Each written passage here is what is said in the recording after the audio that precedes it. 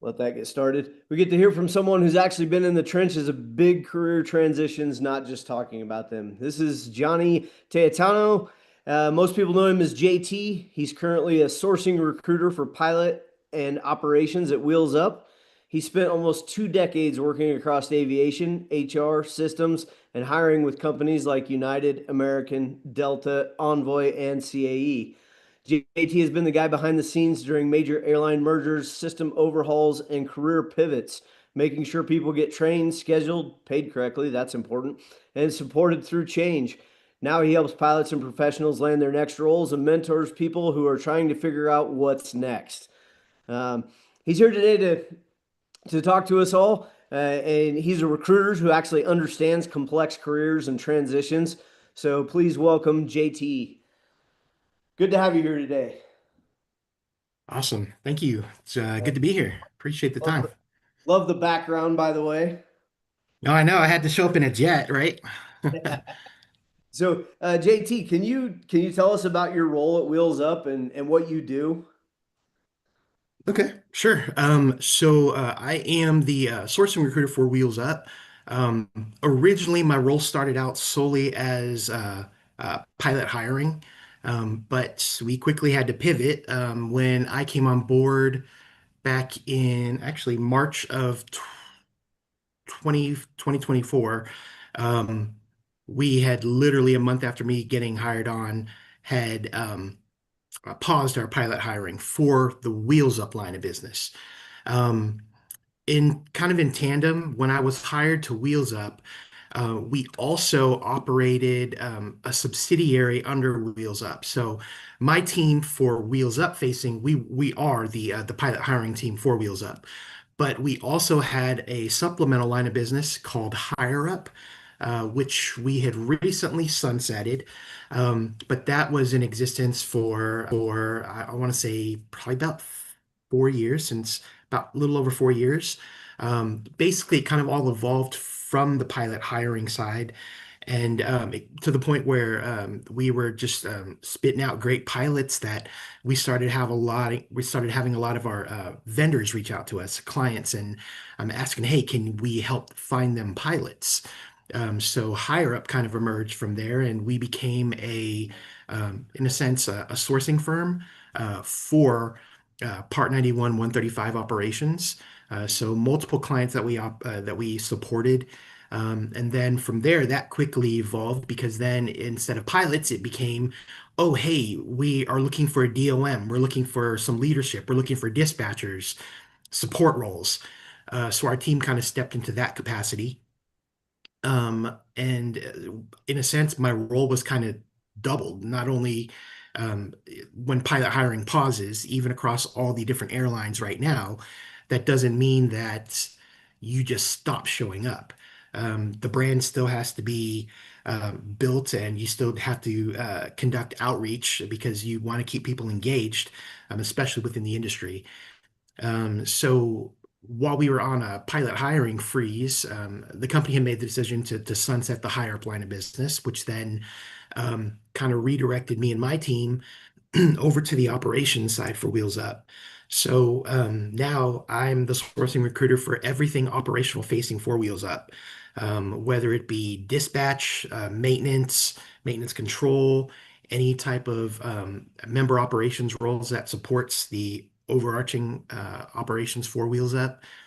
And so, yeah, that's kind of been my role here so far. Prior to that, I mean, I started my career, oh man, I'm dating myself. I started in the early 2000s. I've worked at every major carrier here in the US. A lot of it had been within the talent world, but as you know, with airlines, consolidations, mergers happen, and sometimes, or for the most part, HR is typically the team that takes the hit when a company has restructuring. So fortunately, I was able to always find a home within the operations because I supported the operations. So I was very fortunate to be offered roles to not be riffed and let go from a company, but taking my skill set and being reabsorbed into the business. So yeah, I kind of did that. Most of my time has been within HR, and then mostly emphasized on crew operations. So anything within crew scheduling, crew coordination, crew pay, and then HR. So yeah, that's kind of me in a nutshell. So you don't just recruit pilots then?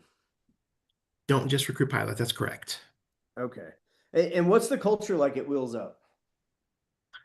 It's a different type of culture. So I transitioned over from our Delta line of business, Delta Airlines. I'm not sure if many of you know, but Delta actually is our parent company. Um, the only downside is we're not a wholly owned subsidiary of Delta. Downside to that is when I transitioned over from Delta to Wheels Up, I lost my Delta travel benefits. So I can't just go and list myself on a flight, and if there's availability, get on there. Not until we become a wholly owned subsidiary again will those benefits kind of come back. But the culture is it's very different. Where at Delta, I was JT out of 110,000 employees. I'm JT out of little less than 1,500 employees company-wide at Wheels Up. We're the business aviation side of Delta. At one point, we used to be called Delta Private Jet. And do you work with a lot of veterans there at Wheels Up? We do, yes. A vast majority of our pilots are all former military. A lot of our pilots too transitioned over from Delta when they retired. Delta is very heavily, most of their pilots are all former military, so it's very military driven. They have an amazing veterans resource group at Delta. They do tons of support and outreach in the community. Actually, that was one of the things I missed when I was at Delta was I partnered with 4Block. I was the company's coordinator for 4Block.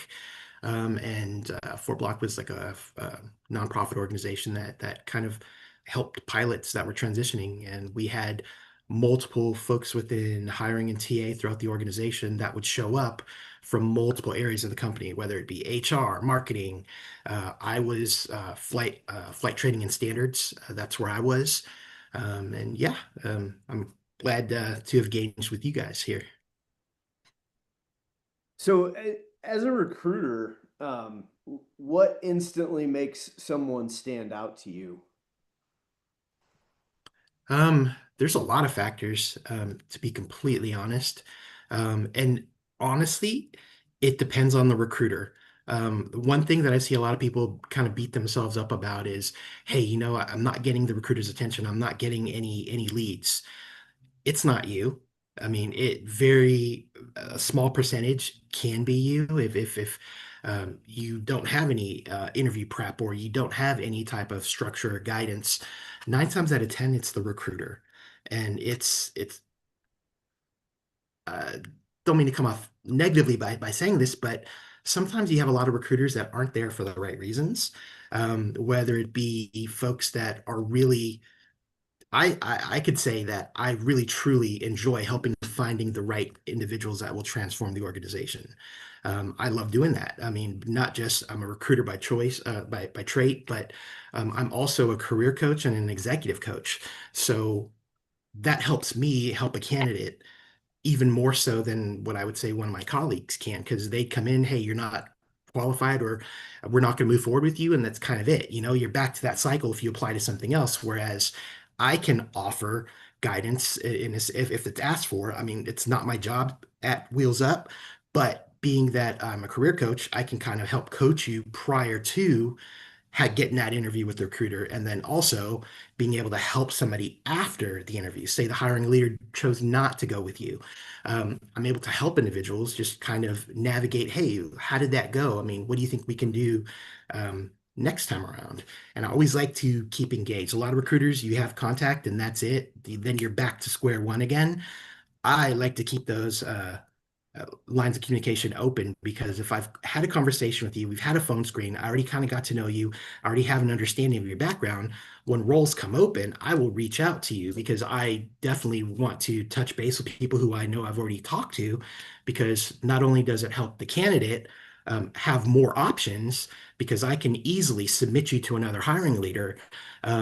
versus you having to go back to square one and throw your name in the hat for a role and wait to see if a recruiter is going to reach out to you. So I like to utilize the resources that I have. Makes sense. Tim's got a question. Yes, sir. Hey, Johnny, thanks again. Appreciate it. A little background. I'm a naval aviator here. I'm a MH-60 Sierra pilot. I think transitioning from military aviation to civilian aviation has been not necessarily a struggle, but it's just a different set of rules, obviously, with the FAA. Can you talk a little bit about how Wheels Up and private aviation varies a little bit from your standard commercial flying? Whether that be like reserve flying or I noticed I was reading your website while we were just talking, seeing about different aircraft and obviously requiring different certifications to fly different things. But how can the Wheels Up program kind of transition from military to civilian aviation, and then what kind of are the requirements, as in like flying reserve or being on standby? So with Wheels Up, you do have a schedule. We do offer 13, 15 or a 8 and 7 type schedule.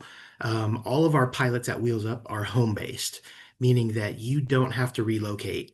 Wherever you live, we will airline you to your aircraft, wherever your aircraft is. So that's a little different model that I was accustomed to because my whole career I've been 121 commercial. So knowing that if you're coming onto a major or a regional, hey, be prepared to live in base. Or if you're going to commute, then hey, that's your choice to commute. But now that means you having to come in a day or two sooner, depending on weather, logistics, everything to be in position if you're choosing to live out of base. Um, Wheels Up, it's literally say you're on for a stretch of 7 days. Okay, day one is going to be your commute in, and your last day is going to be your commute home. So you are not having to commute in, um, still paying your mortgage or your rent, and then having to get a crash pad wherever you're based and paying rent to live in a place that's not really your home. That's what I love about the our pilots being home based is you can live anywhere, and as long as you're within a reasonable distance, and it's kind of I've never really gotten like it's kind of been vague. I mean, as long as there's an airline, an airport that has service that can get you to where we need you to be, there's no issue there. I know the only folks that I've seen that have had some trouble is we have a few folks that actually live in Alaska. And so I think with those folks, it's kind of like um, we can't just airline you from Alaska over here stateside. You would have to make your way stateside from Alaska, and then we would get you wherever you needed to be. If I'm not sure if that's changed, but yeah, for the most part, I mean, we will get our pilots where they need to be. The good thing about that is you get to rack up all the miles. So we have a lot of our pilots that are medallion status holders. We fly primarily on Delta, or that's the only time we stray from Delta is if Delta doesn't operate there. Delta connections, the regionals. Yeah, I mean, we usually can get you somewhere. Awesome, thank you. Yes, sir. Matthias, you had a question?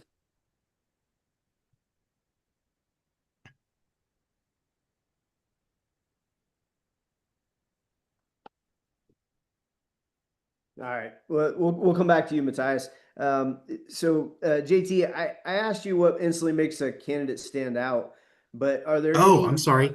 No, you Um, answered it just fine. My next question was going to be, what are some red flags that people should avoid that you see when you're recruiting?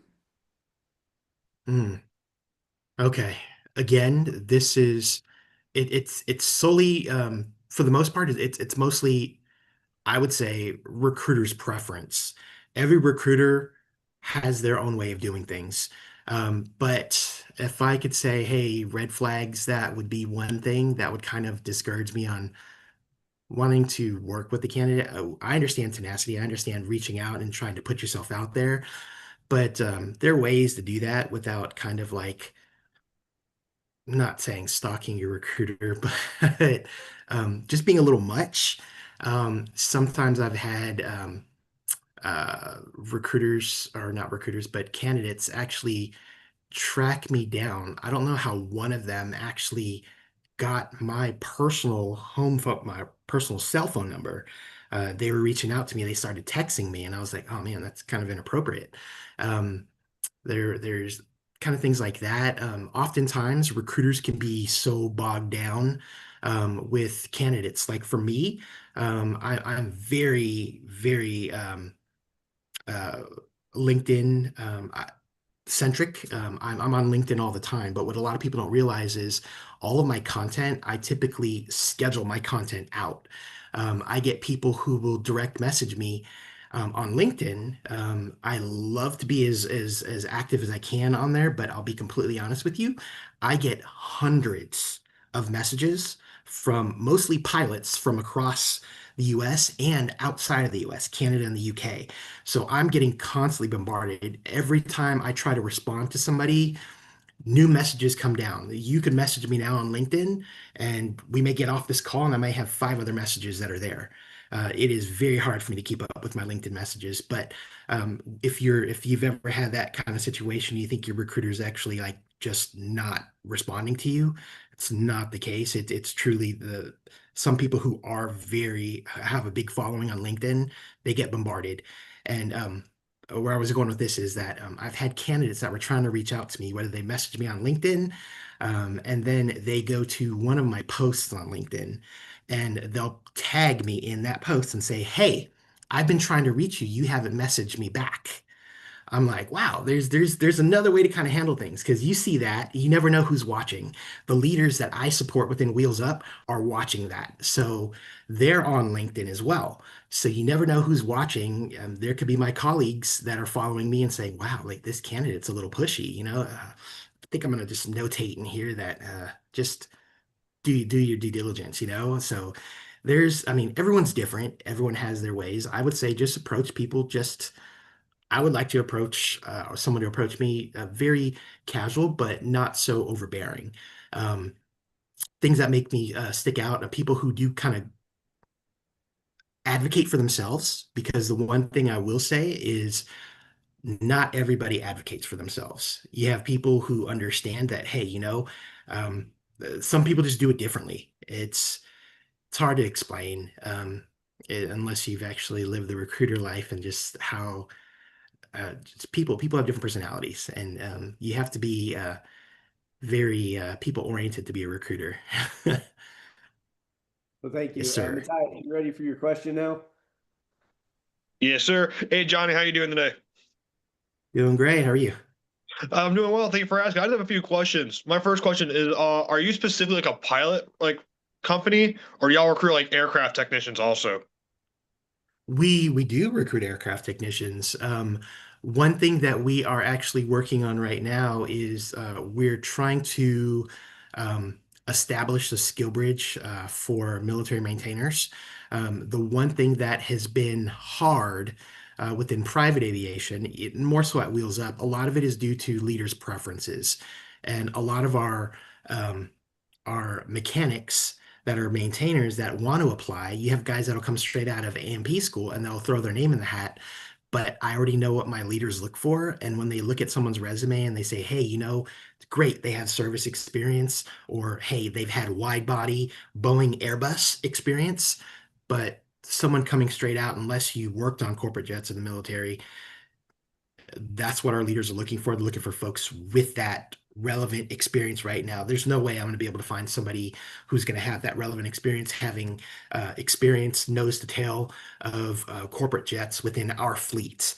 I try to tell my leaders that there's no way I'm going to find this for somebody, especially coming out of the service.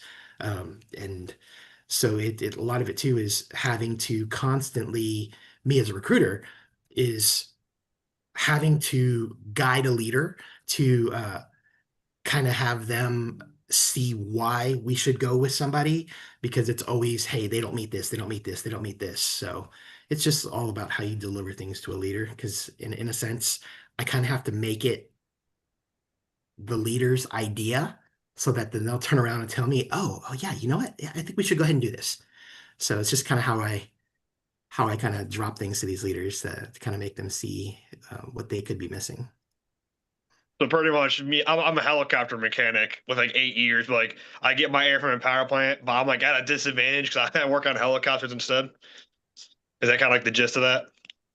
Um, Not trying to come off rude when I say that. Sometimes, yeah, no, I'll be honest. I mean, it can be because the first thing that a leader is going to do is I can advocate for people. That's the biggest thing for me is I want to advocate for everybody. I want to point out things that aren't on the requisition that I can tell a leader that this person brings to the table that's going to make them somebody who is going to be transformative for the organization. But a lot of leaders kind of have in their mind what they want.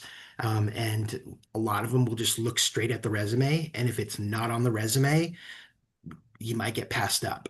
If it's not on your resume and I'm looking at it and it's something that's relevant to the job, what I find a lot of folks do is they keep one generic resume that they use to apply to everything. If you're not going to apply with a targeted resume, I would suggest adding a cover letter or like a expression of interest to the role, because if it's not expressed in your resume, you're not advocating for yourself. So if you can't do that, how am I supposed to know that you have the relevant skill set and then get that over to a hiring leader and have the hiring leader confident in moving forward with you to an interview if they don't see it on your resume or a cover letter? Okay. Final question: are y'all specifically domestic, or do y'all work like international also? Right now, we are pretty much all domestic. We do have an organization, and I think there is some maintenance movement going on in the UK and Europe. We have a subsidiary called Air Partner, which is a Wheels Up company. They're based in London and London Gatwick, and pretty much it's mostly cargo and like charter sales brokerage. But I've seen a lot of my maintenance leaders out there. They've been out there like months at a time. So I'm like, something's going on out there. You guys gonna start hiring mechanics out there? So no one's really formally said anything to me. I just kind of make my own inferences. Gotcha. All right. Thank you for your time, Johnny. Yes, sir. Hey, Clay, I'll get to you in just a second, but kind of along the same vein of questions that Matthias had. What would you say matters more? Experience, certifications, attitude? Uh, what matters most when somebody's applying for a job with Wheels Up? So that's almost like a two-part question. And the reason I say two-part question is because uh, attitude and cultural fit is a big one. And that's one thing that I will say can help make you stand out in that interview and make a leader say, you know what, I want to invest in this person. But where I'm saying it's a two-part to that is, okay, having that attitude, having that, hey, I'm this is why I'm a good fit for your organization is one thing to already have that, be able to explain to that. But now you actually have to flag me down first so that unless I can go through all my applicants on my dashboard and see that someone has the relevant skill set for the role and I reach out to somebody, if I don't see it, I won't reach out. And so that's where kind of like if everything starts from your application process, you have to make it stand out to me to have me want to reach out to you and have a conversation and then take that conversation I had and then pass that to a hiring leader and say, hey, you know what? I just had this uh, great phone screen with Ted, and I'd like to move him forward to a phone screen. Here's his background, here's his resume. These are my notes, my takeaway from the conversation. And my big thing that I know a lot of recruiters don't do is I like to call out what's not in the job description. So if it's a skill set that you have that I know is going to benefit the organization, and the hiring leader left that out because they weren't thinking that, hey, this person needs to have really great interpersonal communication skills. This person is going to be working with supply chain, ordering parts for maintenance. So I would know that that person would need to have vendor management and relationship skills where you're able to build those skills. And those things that aren't on the job description, I call those out in my takeaways to the hiring leaders to let them know, hey, you didn't ask for this, but this is something that would make somebody successful in that role. Ultimately, it's all based on the hiring leader. That's the one thing too that I can say is it's a challenge because my job is to find the talent that's going to transform the organization. So I can advocate for somebody forever. But unless the hiring leader wants to move forward with that individual, um, that's kind of where you are. And so that's my job to advocate and try to build a case to have the hiring leader have that conversation with you. And once you get that conversation, I tell all my candidates, it's the onus is on you. You lock down that job. Okay, thank you. Hey, Clay, you had a question? Yeah, JT, I just wanted to pick your brain, kind of piggybacking off of Mateus, and those of us who are military, we're good on piggybacking. If someone you're looking for a maintainer for an airframe, and I just looked on your careers page and I saw what you were doing.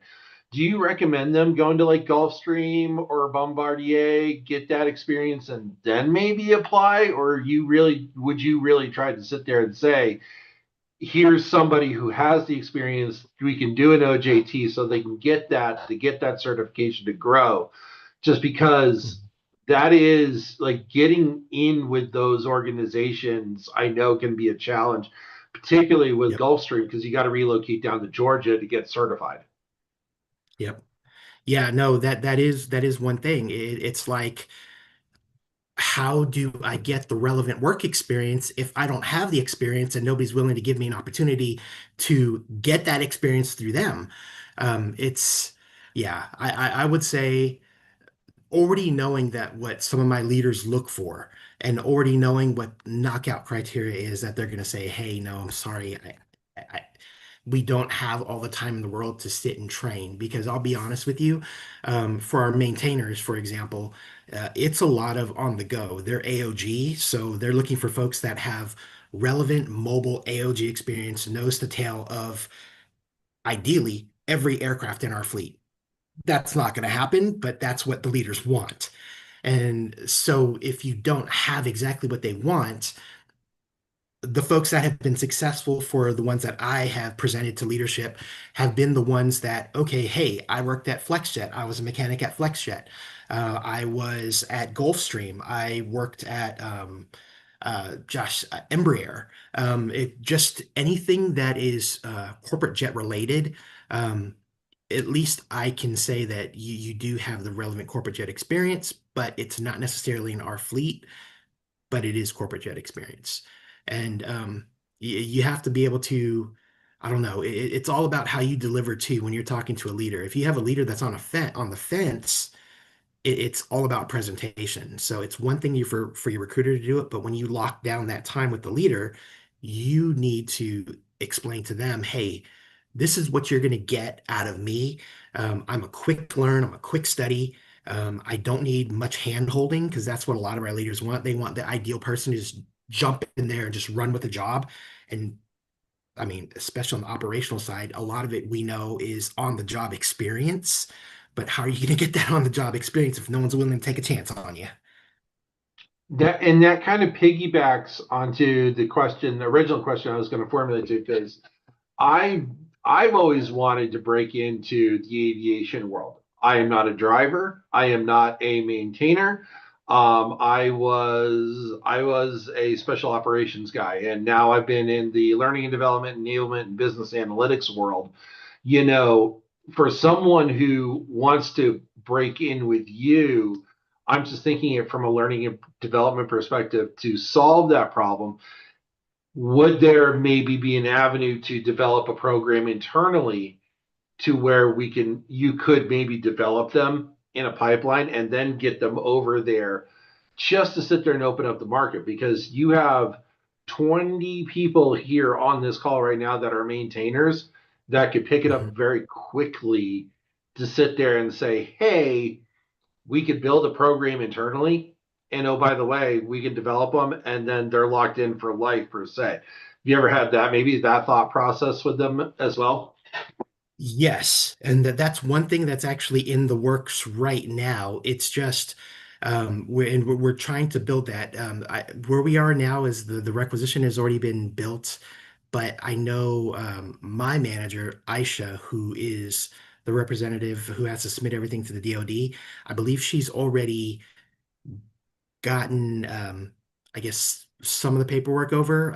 She's trying to fine tune things with the leaders because for the longest time, we've only ever had one skill bridge opportunity for non-pilot, and that's been our member services, which is kind of you can go anywhere with member services.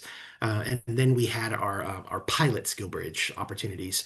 We're working with our operations teams to actually get buy-in from all of these leaders to say, hey, let's build a skill bridge for your area. And it's the member services one kind of really took off, and we had kind of like um, a, uh, uh, a rotating door of folks that were coming in, or and kind of timing folks on who was going to be transitioning out to where we could start them. And a lot of the other operational teams have seen that. And the one right now that we are in the middle of working on is the uh, mobile support unit, which is mobile AOG, to actually be able to get folks on who are qualified maintainers, just don't have the experience. But hey, you know what? You're telling me I need the experience. How about we come on in the capacity of a skill bridge intern? You're there from what? Anywhere from 90, I think 180 days is the max for skill bridge. That is plenty of time to give you an opportunity to have, in a sense, a test run for the hiring leader to say, hey, you know what? If this is somebody that we want to bring in, they learned the skill here. And so the intent is to, by the end of that skill bridge, be able to bring someone and transition them on into a full-time role. I think you and I need to connect because I can help you connect the dots on some of that stuff for you guys. So I'll be reaching out to you. But anyways, I will go back on mute and turn it back to Ted. My apologies. It was like boom, because yeah. Anyways. Cool. No worries. Thanks, Clay. So switching gears a little bit, JT. I know you have a strong LinkedIn presence, which you spoke briefly about before, but how would you recommend that transitioning service members use LinkedIn effectively? Well, one thing that I can say that actually me as a recruiter and seeing people that are engaging with my content, the one thing that sticks out to me, and I don't know if many of you have seen it, is that if you have a post or you're engaging in other people's posts, whenever someone adds to that conversation or they like it, or love it, whatever they put an expression to that, the person who owns that comment gets a notification that, hey, so and so's expressed had like you got an expression from this. Me as a recruiter, I see all of the people that are consistently engaging in any of the content I have out there or anything that I may have commented or posted on someone else's LinkedIn, and then that person's going there and liking and loving. After a while, as a recruiter, I'm going to see, oh, hey, Ted loved this. Ted liked this. Ted added in his feedback here. So in the back of my head, every time I see a notification, I'm going to say, hey, this Ted, when you apply, I'm going to see the application come through. I'm going to be like, hey, this is Ted that works over here. Oh yeah, hey, I'm going to have a conversation with him. That I mean, to me, because it sticks out. You're fresh on my mind. So I would suggest that. I mean, and I know it's not just me. I know there's other people on my team who follow their analytics and follow the engagement of the folks that are following their content. And the more notifications that I get that someone is engaged with what I'm putting out there, it's gonna make me. It's gonna turn my head to say if I see your name pop up somewhere that yes, I'm definitely gonna reach out to you and have a conversation. Well, thanks for that. Now, you also talked about this, but I'd like you to expound on it. You're a Mhm. certified executive coach, and can you talk Sure. about that and how you leverage that in your role? Sure. One thing that I've done, and it's a very being that my formal title at Wheels Up is not career coach and not executive coach, it's sourcing recruiter. I kind of have to tread lightly because the last thing, even within the content that I put, I have a huge following, but the last thing I want is some leader to get bent out of shape and saying, hey, why is Johnny talking about this? It's not his lane. He needs to stay in his own lane. So I kind of have to be very mindful in how I approach that. And where I'm going with that with this is, um, oh gosh, can you can you repeat the question again? I literally just lost it. Yeah, I just curious about you're a certified executive coach, but Oh and you said yes, this as well. It's not your role, but how do you leverage that in your role? I leverage that because as an executive coach, you work with senior leaders and you help them um, navigate their role, really. I mean, I'm not like formally their leader, but as an executive coach, they're kind of like looking to you for guidance in a sense. So, one thing that I've noticed with Wheels Up is a young organization. We have a lot of young leaders. So where I go with that is the reason I'm so LinkedIn prone and have a heavy footprint on LinkedIn is because I try to lead with not just, oh, the roles that I have out there that I'm trying to find folks for. I always put things out there and target my content to say to be kind of like career coach driven to the for everybody, but then I also like to put content out there that resonates with leaders. And I do that because I know for a fact that we have a lot of young leaders at Wheels Up, and people advance pretty fast at Wheels Up. But a lot of times people come in who may not have had any leadership experience whatsoever, but it just seems like, hey, someone comes in and they become a supervisor, they become a manager for a particular role. Now it's like automatically that person is by default a subject matter expert in everything leadership.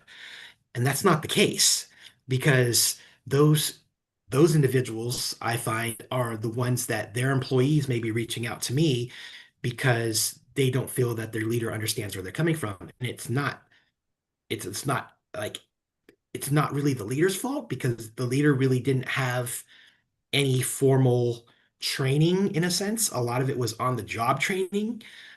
So my whole thing is that I try to mold whatever content I put out there that's resonatable to the leaders so that whenever I approach something a little differently and I reach out to a leader, I have a lot of leaders that I follow them following me and engaging in all the content that I put out. So I keep that in the back of my head that if I'm going to present someone to that leader, I'm going to present something to it and I'm going to drop something subliminally to them to make them say, oh, hey, you know what? It's associated with that post of mine that you just liked. So I'm going to try to deliver and advocate for the individual to the leader so that leader's like, hey, you know what? I saw he wrote something about this on LinkedIn. You know what? Hey, I want to talk to this person because now I'm correlating and tying it back to what I just put out there. And I already know I have that leader's engagement right there. So I find that it helps me push candidates through to leaders. Awesome, thank you. Hey, does anybody else have any questions for JT before I ask my final question? All right, JT. So you've had a pretty interesting career. You've lived through mergers, furloughs, COVID. Um, but if you could go back and give your younger self one piece of career advice, what would it be? Okay. One thing, and I tell this to all our interns, our college interns, folks that are new to the business that are coming in. You need to make friends and the people that you need in your corner are the people that are the gatekeepers to these leaders. And what I mean by that is in our office, Coletta, before she got a promotion to be executive assistant and office manager to our chief operating officer for Wheels Up, she was the office administrator at the front. I engaged her. She's the one who has she has like the pulse of everything that's going on in that operation center. You want to have that connection to somebody who has the pulse to whatever leader, whatever area, because when you need things, who's the person that controls that person's calendar? Who's the one person that can get you time with that leader? It's the person that's maintaining their books.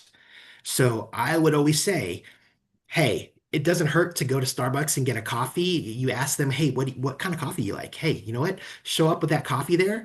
That person is going to turn around when you need a favor. You just say, oh man, I'm having a problem with this. But you know what? Wait, let me help you with that.